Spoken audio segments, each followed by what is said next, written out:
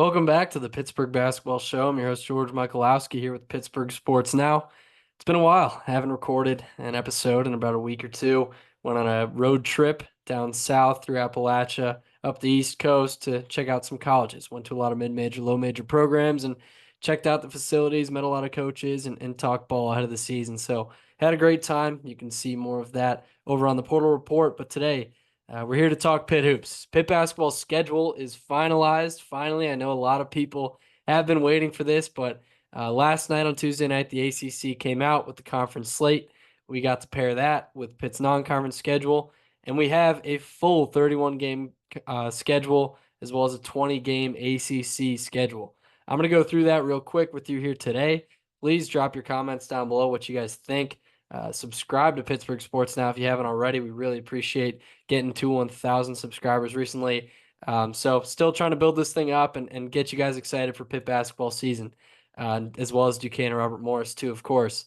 But this episode, we're going to focus on this Pitt schedule. I actually put out a tweet asking fans for their predictions this morning, Wednesday morning, about Pitt's schedule. Got a lot of responses. Thank you all for typing. Have some locals, some usuals in there. Hail to Pizza, Tony Tennyson, the Jedi Master, Danny Lynch, and Dustin. You know, we got those guys and a lot more diehard fans replying today with their predictions. So appreciate all you guys for tuning into the show and you know, following the Twitter interact and everything.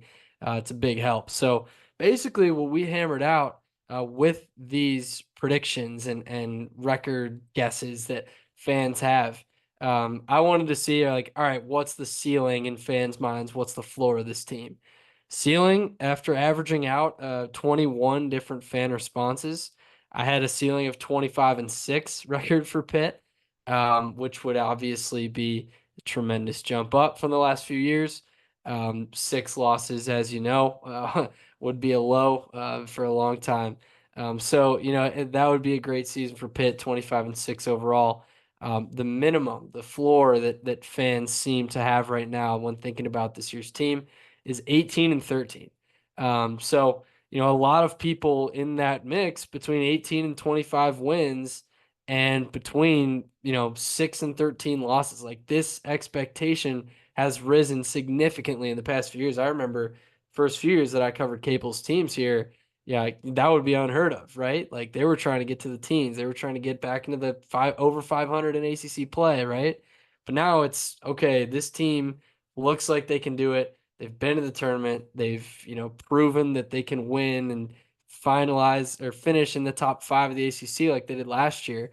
Now it's go time. Like, people seem to be in agreement with, okay, this is probably one of Capel's, if not the most talented and exciting roster that he has.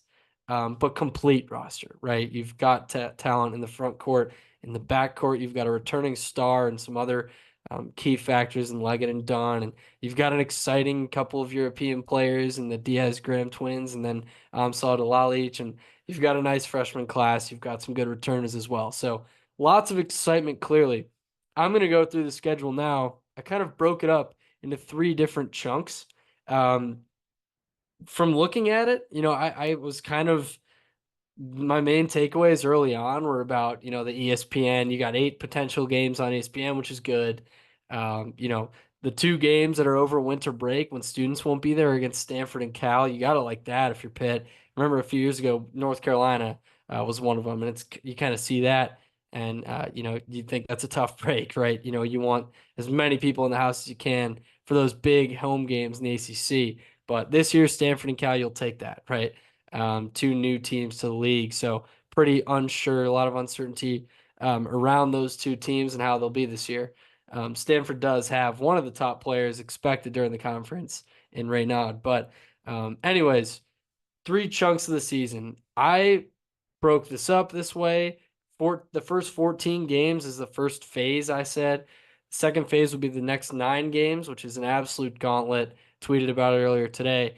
Then the third phase was just the final one. I had 8 games, so the final 8 games.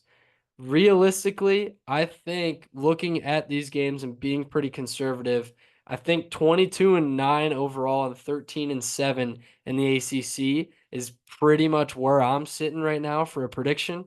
That's based on, you know, where do I think Pitt will be favored, right? Looking at this schedule in the in the late days of September, right? When we don't even have anything other than on paper rosters and other schedules and last year's finishes and performances by these guys. That's where I'm at. So this first phase, right? You open with Radford, Murray State, Gardner Webb should be wins, right? These mid-major bye games, Pitt should take care of business. We've seen how that's gone wrong in the past years under Capel, but doesn't seem like Pitt's in position to lose any of those, at least right now. Shout out to the Radford guys, though. Loved getting to check out the campus and the facilities, meeting you guys the other day. Then we've got West Virginia. Obviously, that's a big one. It's a rivalry game, as Noah Hiles likes to say, throw the record books out the window. But, that's the brawl. On paper, I like Pitt's roster better than West Virginia's this year. I think a lot of people would agree just in terms of proven high major success, in terms of skill level and high major talent. I think Pitt's got the upper hand, but again, it's West Virginia. It's the brawl. The game means a bit more to both those teams.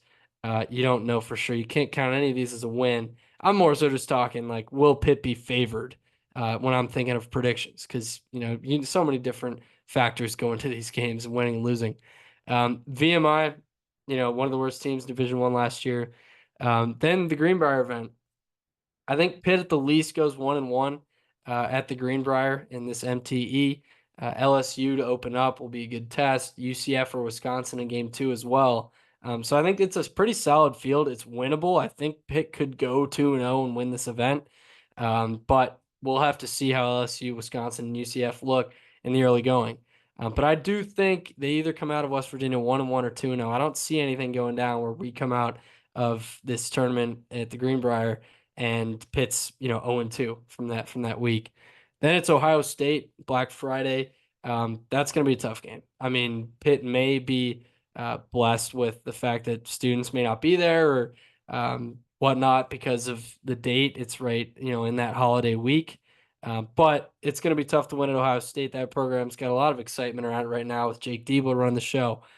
So that game and the Mississippi State game, I feel like would be fair to assume that those will be split. Favorite wise, whether Pitt's the favorite on the road in any of those games, it's going to be hard to tell.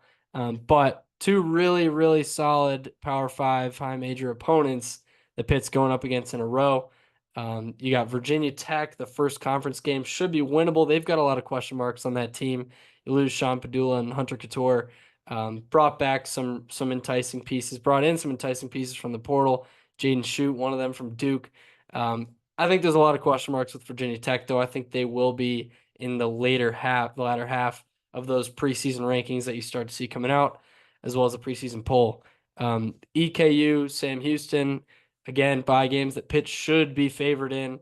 Can never say never. Those are actually two really good programs, so should be competitive games there as opposed to a VMI or a lower ranked opponent from last year.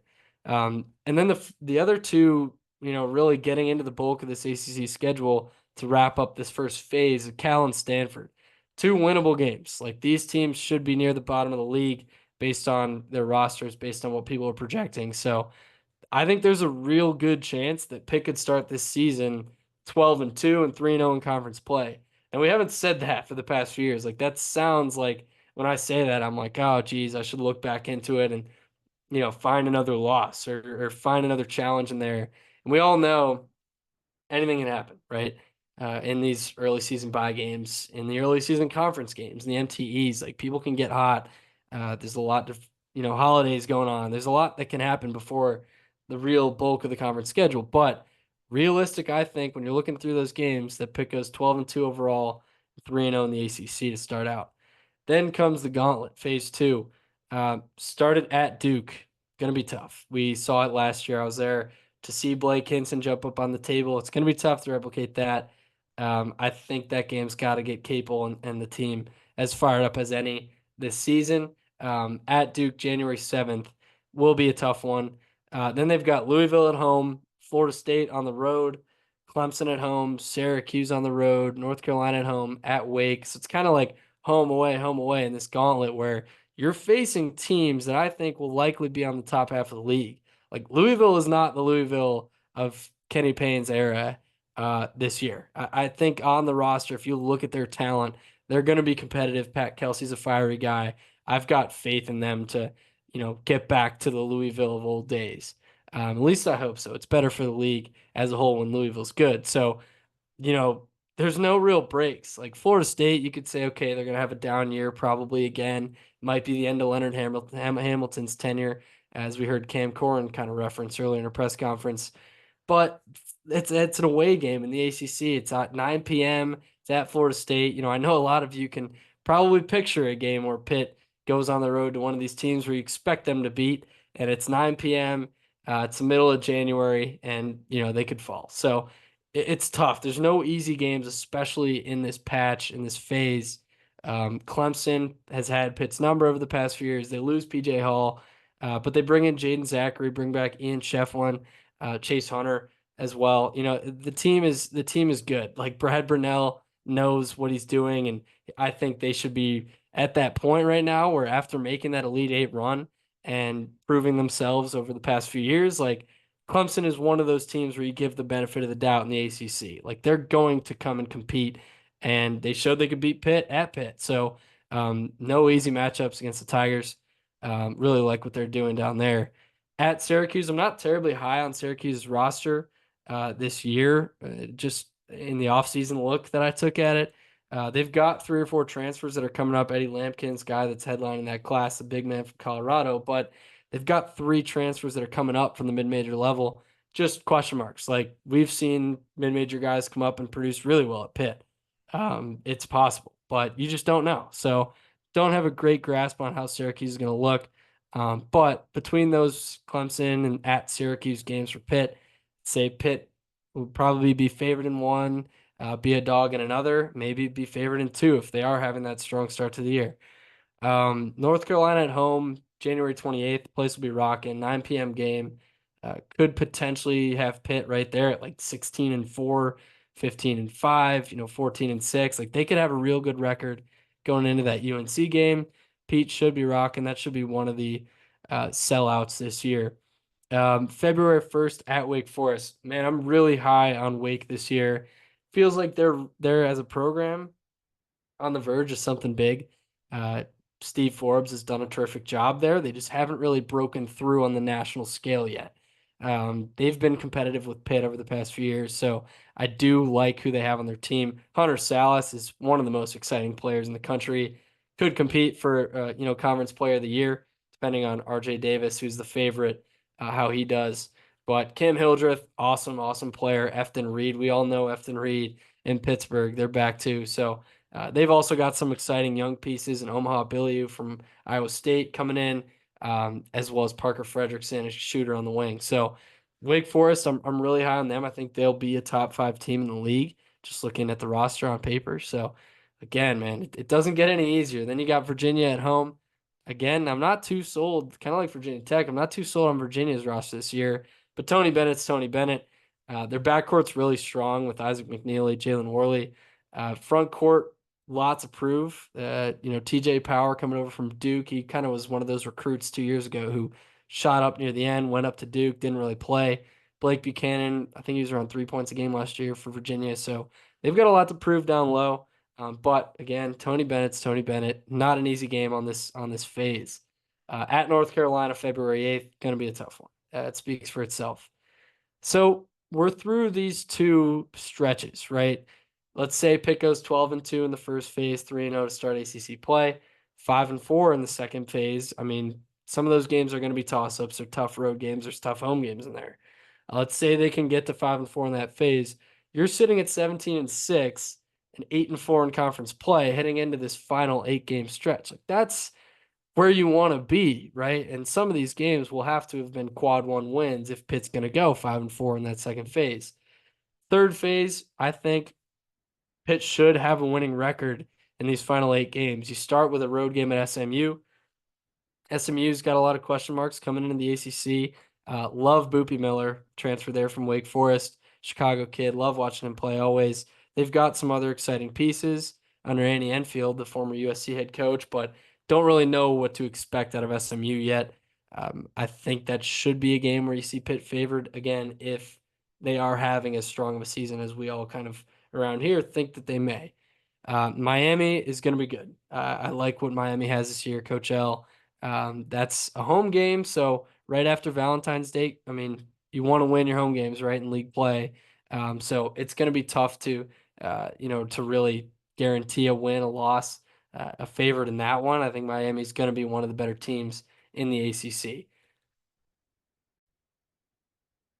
Then you got Syracuse at home. Pitt again has kind of had some battles with Syracuse over the past few years. It's been tough to beat the Orange. That's going to be a big game, February 18th. Should be winnable though. Again, I'm not too high on Syracuse. At Notre Dame, Pitt struggled there in the last few years. We've seen them lose at Notre Dame, even in a down year for the Irish. 2:15 game on February 22nd. Georgia Tech at home should be a win for Pitt. You want to win these type of ACC games towards the end of the year. You're hopefully in stride at this point. Then there's two really tough road games with Louisville and NC State to start off March. Those games I think are going to be a toss up. Louisville, if they're having the season that I think they'll have, that place will be rocking the KFC Yum Center. When basketball's back in Louisville, it's really back. I mean, we saw them sell out a TBT game this summer. So hopefully Kelsey and company get that place rocking because that March 1 game could be really special. Pitt against Louisville for two teams that I think will be near the top of the conference. At NC State, excuse me. I think NC State's going to be really good again this year. We all remember their run last year, reloaded with talent. Kevin Keats seems to be comfortable with his team, with what they got going. And then Pitt will finish up with Boston College at home. So 4 home games, 4 away games in this final stretch. I think it's possible that Pitt goes 5-3, even better. Like I'm trying to be pretty conservative here, but 5-3 in the ACC to round out the season in those final 8 games would leave them at 22-9 overall, 13-7 in the ACC. So that's where I kind of see this thing going right now. That's again a pretty conservative prediction on where Pitt will be favored, and I guess you could say what their record will end up being. But it's all going to depend on once we see this non-conference start to take shape, how they handle that, what players step up, how the transfers do. There's a lot of different factors that go into this, and I'm pumped. I'm pumped to see the scrimmage against Point Park. Pumped to see the first game against those guys from Radford. So it's going to be a really fun year. Comment below. Let me know what you guys think and what you think the record will be.